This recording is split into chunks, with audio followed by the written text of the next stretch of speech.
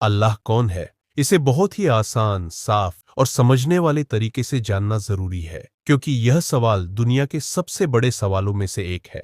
तो समझो कि इस पूरी दुनिया में जो भी चीजें हमें दिखाई देती है, जैसे आसमान जिसमें सूरज दिन में रोशनी देता है और चांद रात में चमकता है, धरती जिस पर हम चलते हैं, पेड़ पौधे जो हमें हवा और फल देते हैं, नदियां जो पानी देती है, जानवर जो हमारे साथ रहते हैं, और हम इंसान जो सोच सकते हैं, समझ सकते हैं, इन सब का कोई ना कोई बनाने वाला जरूर होता है।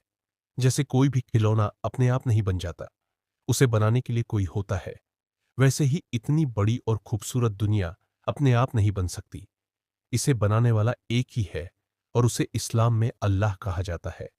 अल्लाह का मतलब होता है एक ऐसा परमेश्वर जो सबसे बड़ा है, जो सब कुछ बना सकता है और जिसके जैसा कोई दूसरा नहीं है।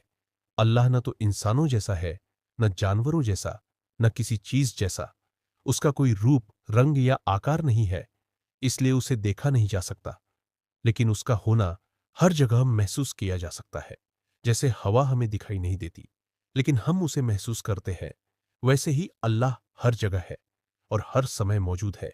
जब हम हंसते हैं, रोते हैं, खेलते हैं या सोते हैं, तब भी अल्लाह हमें देखता है और जानता है कि हम क्या कर रहे हैं।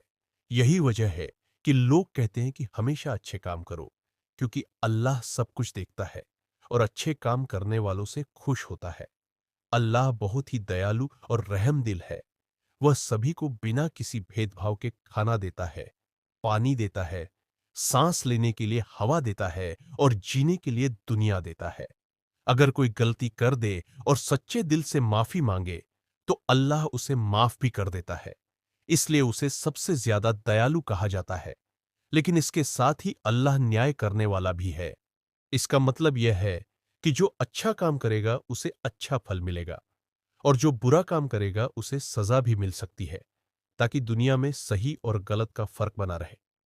अल्लाह ने इंसानों को समझ और सोचने की ताकत दी है, ताकि वे सही रास्ता चुन सकें और अच्छे इंसान बन सके। इसी कारण से दुनिया में अलग अलग समय पर कई पैगंबर आए, जिन्होंने लोगों को अल्लाह के बारे में बताया और सही रास्ता दिखाया, और उन सभी शिक्षाओं को एक किताब में इकट्ठा किया गया, जिसे कुरान कहा जाता है। इस किताब में लिखा है कि अल्लाह एक है, उसका कोई साथी नहीं है, वह हमेशा से है और हमेशा रहेगा। उसे न कभी नींद आती है और न ही वह कभी थकता है। वह हर चीज का मालिक है और हर चीज उसी के आदेश से चलती है। सूरज समय पर निकलता है, चांद अपनी जगह बदलता है, मौसम बदलते हैं। यह सब अल्लाह की बनाई हुई व्यवस्था है। इसलिए लोग उसकी इबादत करते हैं, उसका शुक्रिया अदा करते हैं और उससे दुआ करते हैं। जब कोई इंसान खुश होता है तो अल्लाह का धन्यवाद करता है, और जब कोई दुख में होता है तो उसी से मदद मांगता है, क्योंकि उसे यकीन होता है कि अल्लाह उसकी बात सुन रहा है।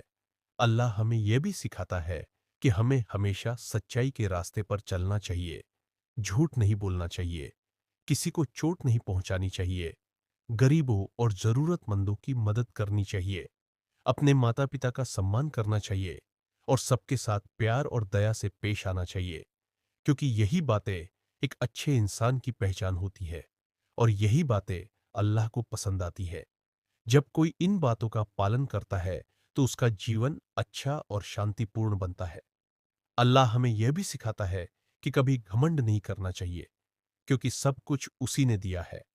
अगर हमारे पास कुछ है, जैसे अच्छा घर, खाना, कपड़े या ज्ञान, तो वह भी अल्लाह की ही देन है। इसलिए हमेशा विनम्र रहना चाहिए और दूसरों की मदद करनी चाहिए। अल्लाह का नाम लोग अलग अलग भाषाओं में अलग अलग तरीके से लेते हैं, लेकिन उसका मतलब हमेशा एक ही होता है। वह एक सर्वोच्च शक्ति जो सबको बनाती है और सबका ख्याल रखती है। इसलिए जब भी हम दुनिया की किसी सुंदर चीज को देखते हैं, जैसे इंद्रधनुष, फूल या तारों भरा आसमान, तो हमें यह समझ में आता है कि इसे बनाने वाला कितना महान होगा, और यही समझ हमें अल्लाह के ओर करीब लाती है। इस तरह धीरे धीरे यह बात साफ हो जाती है कि अल्लाह वही एक शक्ति है जो हर जगह मौजूद है, जो सब कुछ जानती है, जो हमसे प्यार करती है और जो हमें हमेशा सही रास्ते पर चलने की सीख देती है। और जब हम इस बात को दिल से समझ लेते हैं, तो हमारा मन शांत हो जाता है और हमें लगता है कि हम कभी अकेले नहीं हैं, क्योंकि अल्लाह हमेशा हमारे साथ है और हमारा ख्याल रखता है।